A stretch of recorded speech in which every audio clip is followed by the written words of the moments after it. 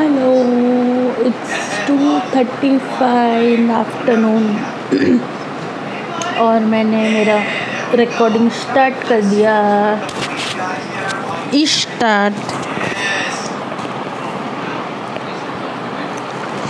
और अभी बैकग्राउंड आवाज़ें कम हो रही है क्योंकि उन लोगों को कैसे पता चल जाता है कि मैं रिकॉर्डिंग स्टार्ट कर दी हूँ। मेरे बच्चों को कौन बता देता है कि मैं रिकॉर्डिंग चालू कर दी हूँ। मैं तो अपने आप में ऐसे ही बातें कर रही हूँ। चल हट।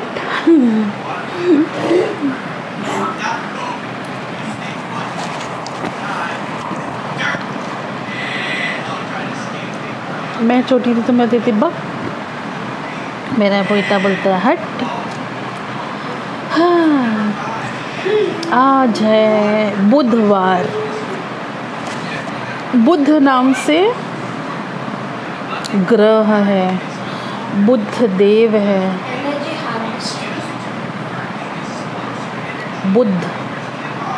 बुध से बुद्धि बनी है। अच्छा नहीं लगता ना, वो टंग मेरा रोल होके अपने आप बाहर आ जाते हैं। वो कंट्रोल मैं सीख रही हूँ। और मेरा कोई इंटेंशन नहीं है, लेकिन जब मैं भी देखती हूँ ना वीडियो तो ऐसा लगता है क्या बदतमीज़ी है ये। और मैं कभी भी वीडियो में चेक करती हूँ तो मैं ऐसे ऊपर देख रही होती तब मेरा टंग ऐसे आता है। अगर वीडियो की तरफ देख के करेंगे तो कह सकते हैं ना बदतमीज़ी है। तो मेरा तो इंटेंशन तो नहीं है, लेकिन हाँ यहाँ वहाँ अगर कुछ फंसा हुआ है तो क्या कर सकते हैं।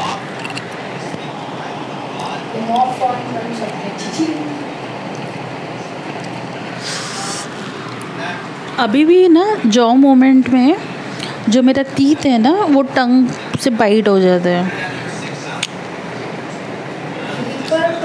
या तो मैं माइक पकड़ूँ, फ़ोन पकड़ूँ, दोनों एक साथ पकड़ूँ। मेरा ही काम है, मैं किसको कह रही हूँ। Here again. हाँ, एक सेकेंड। मुझे पता है लाइट चालू करने से डिस्टर्ब होता है वीडियो देखने में।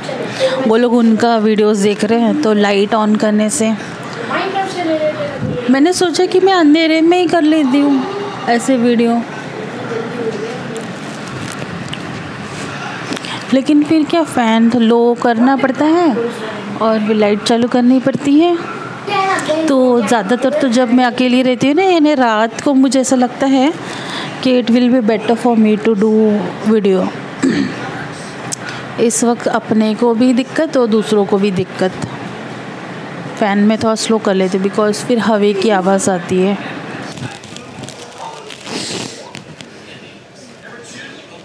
वीडियो मैंने जब चालू किया था तो मैंने बहुत अच्छा कुछ सोचा था कि मैं और कुछ अच्छी बातें करूँगी, बताऊँगी।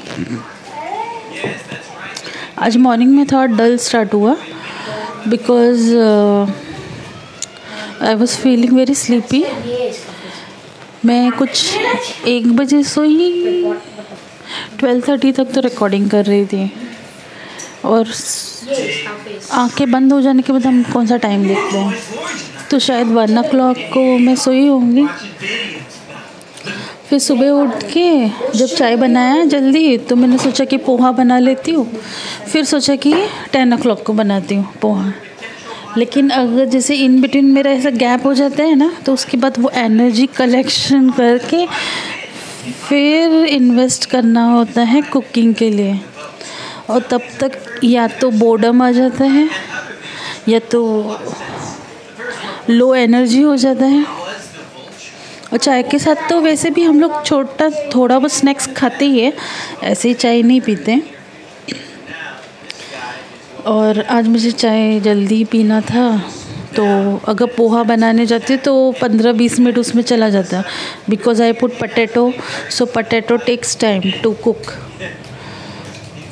तो पोहा बनने में 15-20 मिनट लगते हैं, तो 15-20 मिनट यानी चाय तो बन जाती है, लेकिन पोहा बनने में अगर अलग से 15-20 मिनट एडिशनल या फिर एक तरफ चाय रखो एक तरफ पोहा भी बनाओ, तो उतना वेटिंग पीरियड फिर ज़्यादा हो जाता है पोहा का।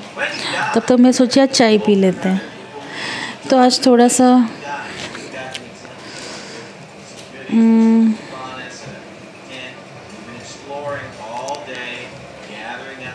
मैं एक्चुअली चेक करती हूँ कि क्या मुझे आलस है क्या, कि मुझे वो काम नहीं करना है, क्योंकि स्नैक्स तो खाना ही है ना और अपने परिवार को भी खिलाना है, नाश्ता तो करना ही है।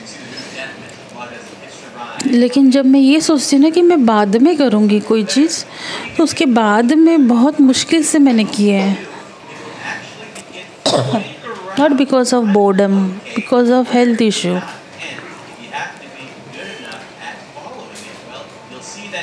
तो इतने स्ट्रॉन्ग आता है ना दिमाग में कि जैसे कोई कुक रख लो, लेकिन उसको भी तो पे करना होगा ना। और अभी कैसे हमारे पास कुछ है नहीं है, हम अपने हिसाब से अपने एडजस्टमेंट के हिसाब से चीज़ें बना लेते हैं। लेकिन अगर कुक रहेगी तो जैसे पोहे में ये चीज़ डालते हो, कुछ भी चीज़ कम हो जाएगा और हम नहीं डालते हैं वो चीज़, जाने तो ये मत डालो, ठीक है वो मत डालो। और एक दिन पता चला पोहा सिर्फ तेल में डाल के सिर्फ ऐसे भी बनाया है, ऐसे राई डाल के पोहा को डायरेक्ट डाल के ऐसे बना दिया नमक डाल के, तो ये भी किया है। लेकिन पोहा जो पर्टिकुलर पोहा होता है ना, इसको पोहा ही कहते हैं, उसमें जो मेन इंग्रेडिएंट है उसको भी अगर ऐसा वक्त है बनाने के लिए कि हम उसमें कुछ नहीं डाल पा रहे, हमारे पास सामान ही नहीं है, तो अगर हम दूसरों को बोलेंगे बनाने के लिए, तो वो लोगों का जो विचार होगा ना उस वक्त कि क्या है, वो लोग क्या सोचेंगे, कंजूस है। कंजूस नहीं है, हमारा क्या किस वक्त हमारे पास क्या अवेलेबिलिटी है ना, उस पर भी है। सामान लाना भी होता है, सामान लेने के लिए हम कहाँ जाएंगे, ये बात भी महत्वपूर्ण है। फिर हमारे यहाँ पे 3 माला चढ़ के सामान लाओ, तो मेरे हर चीज़ पे काउंटिंग रहता है कि यहाँ से अगर मैंने इतना सामान लिया या कितना सामान ले सकती हूँ, कितना सामान उठा कर ला सकती हूँ 3 फ्लोर्स, अगर मुझे हेल्प लगा। और ये कंडीशन में ओके लॉकडाउन में, अदरवाइज़ पहले तो मैं सब 10 किलो आटा से लेके बच्चे का बैग अलग से 8-10 किलो का सब लेके मैं 3 फ्लोर्स आती थी। जब से तबीयत का हुआ है ना, मतलब 1-1.5 साल से सोचना होता है, तो ये मेरा काउंटिंग रहता है, which is set calculation. So I have to calculate. So अगर इन केस मैंने एक मेड रख लिया कुकिंग के लिए और मेरा ये कैलकुलेशन कोई सोचेगा, मैंने उसको बताया, अगर सोचेगा कितने कंजूस लोग हैं।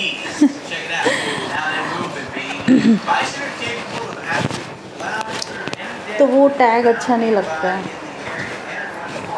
कोई कहे या माइजर, तो वो टैग अच्छा नहीं लगेगा। This actually is a tag and which we take it personally and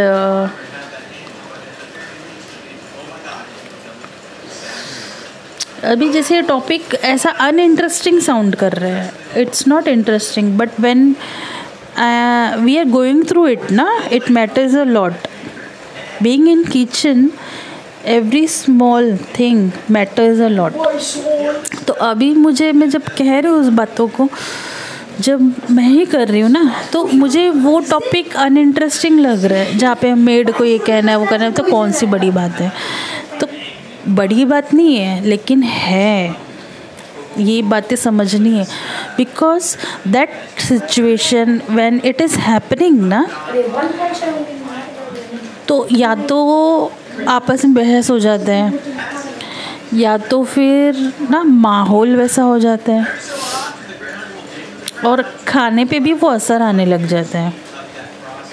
और अगर हम बनाएं खुद से, तो हम बनाएंगे तो अच्छा हमारे पास ये नहीं है वो नहीं है, क्या आइडिया करके क्या डाले, ऊपर से हम लोग आलू भुजिया डाल दे, क्या नींबू है तो नींबू डाल दो,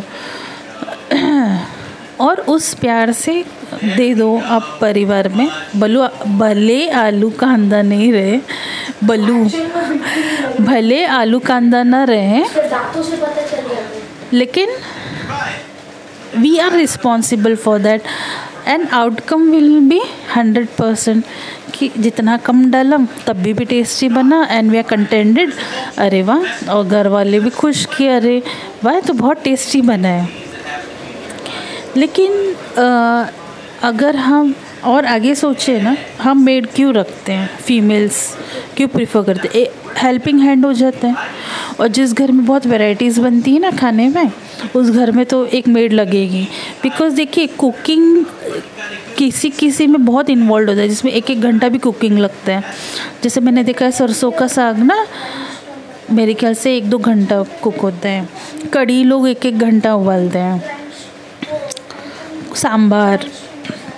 तो कुछ चीज़ें इतना देर पकती है, उसमें इतना टाइम कंज्यूम होता है, तो उसका प्री प्रिपरेशन, उसका पोस्ट, तो ये सब चीज़ में कैसा होता है ना, लेडीज़ लोग का अटेंशन। एक तो ऐसा रहता है ना कि कुछ काम किया, हम लोग फ्री हो गए, जैसे हम ऑफिस में करते हैं। लेकिन कुकिंग में ऐसा नहीं है। रोटी बनाने में वहीं पे खड़ा रह के हो, वहीं पे अटेंड कर सकते हैं। आपने दाल चढ़ा दिया कुकर में और चावल चढ़ा दिया, आप हट गए, लेकिन माइंड वो रहता है ना, वहाँ चल रहा होता है। तो जहाँ पर आपका माइंड कंटिन्यूस रहेगा ना, और जहाँ पे जिस घर में बार बार उठो जाओ ब्रेकफास्ट फिर खाना, तो वो लेडीज़ लोगों को है ना, they don't feel relaxed. So at such time females need a help. हो सकते हैं उनके घर में बच्चे छोटे हो तो वो खुद ही करती हों, और कोई फीमेल्स ना हो, बिकॉज़ अभी तो लार्ज फैमिलीज़ नहीं है ना, एक साथ इतनी नहीं रहती है। फिर हस्बैंड्स का जो टाइमिंग रहता है वो मीट होना चाहिए कि उनके निकलने से पहले टिफ़िन भी देना है, ब्रेकफास्ट भी देना है। और ये मैंने देखा है कि ब्रेकफास्ट अलग रहना चाहिए और टिफ़िन का कंटेंट, अंदर के भोजन अलग रहने चाहिए।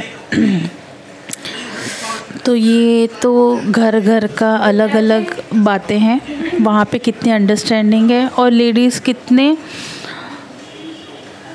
एक्सटेंड तक, यानी वो कितना सोचती हैं कि हम कितना बना के कितना खुश रखें हस्बैंड को।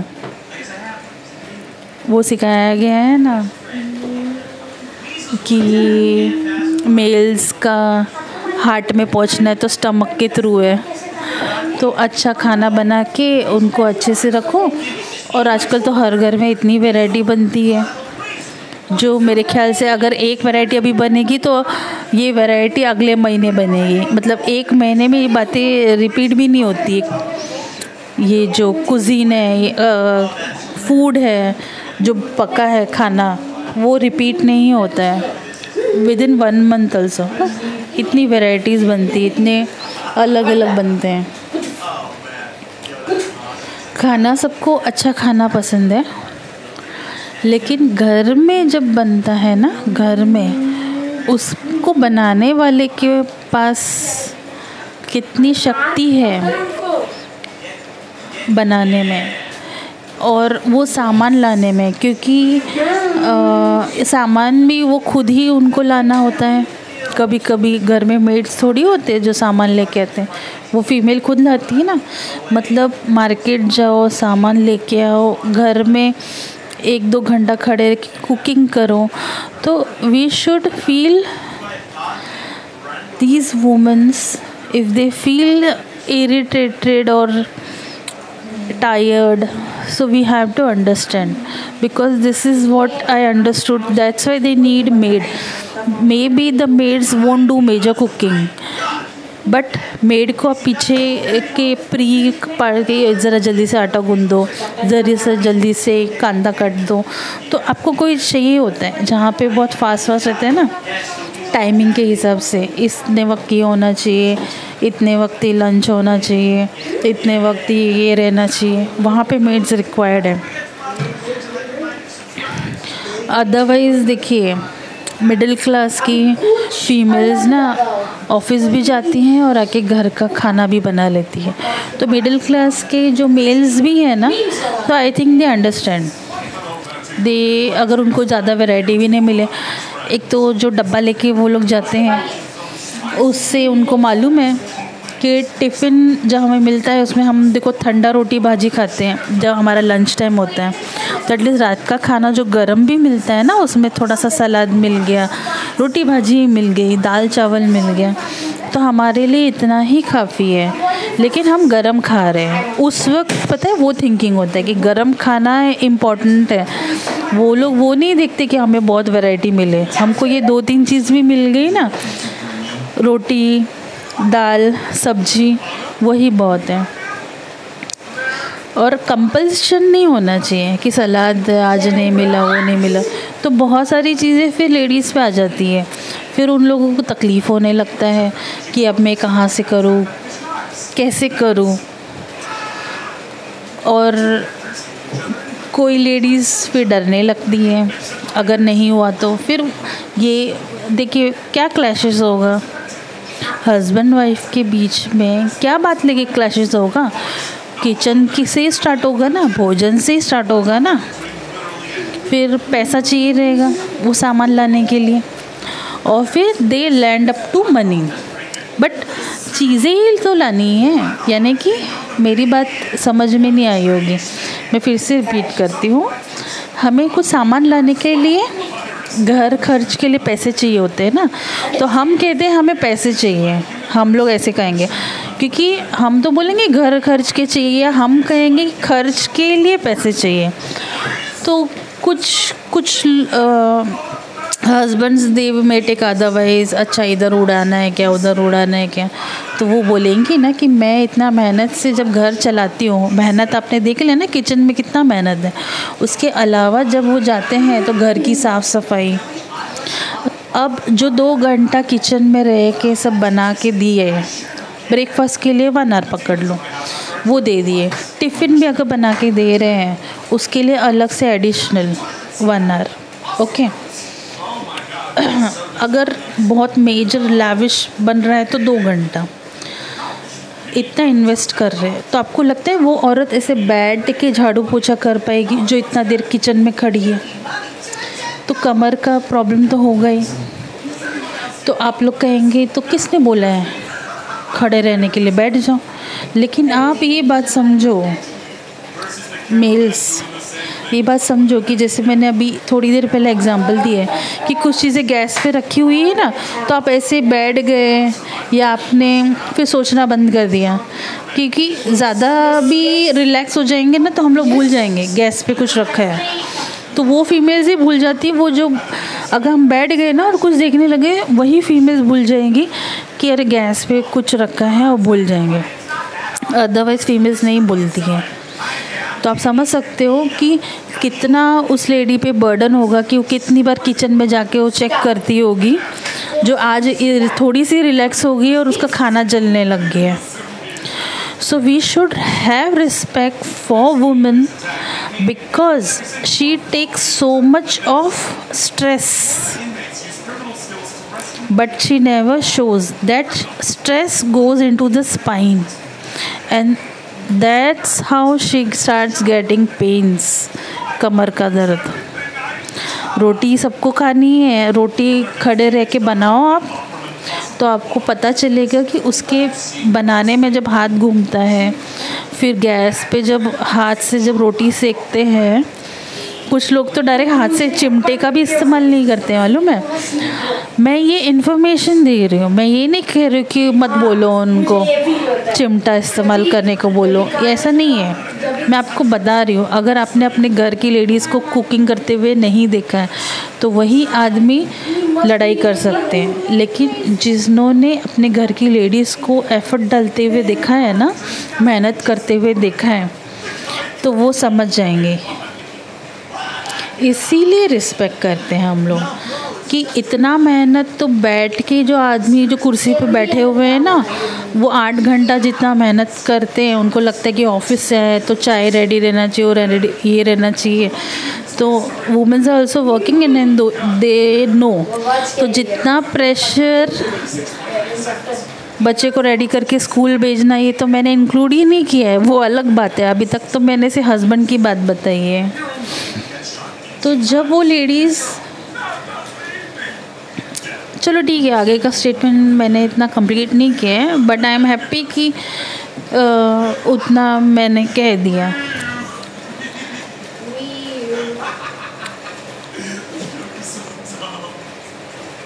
और मुझे ना हेल्थ के बारे में एक्चुअली मेरा जो ये सब पॉइंट्स है ना, जो इतना देर खड़े रहते हैं, ये करते हैं, फिर बच्चे की पढ़ाई का टेंशन लेते हैं, तो never think she is just a house wife, never think. और नेवर थिंक कि सेकंड पॉइंट ये रहेगा कि जो फीमेल जॉब भी करके आती है वो भी ये सब चीज़ें करती हैं। हाँ, ये सब करके जाती फिर ऑफिस जाती हैं, बच्चों का भी देखती, बच्चों की पढ़ाई भी देखती है, इसके बावजूद।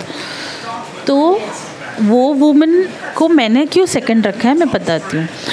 तो फर्स्ट जो रहते हैं ना, फर्स्ट लिस्ट में ये हमारी जो बहनें हैं जो मेहनत करती है घर में रह के, देखिए वो भी कभी खाली नहीं बैठती, वो इतनी कलाकार होती है ना कि वो घर के मेजर चीज़ें खुद ही कर लेती हैं। फिर सोचेंगी कि सब लोग सोचेंगे कि घर में बैठी है, तो ये कौन सा नया ट्रेंड आ गया है कि घर में बैठी है, घर में बैठी है।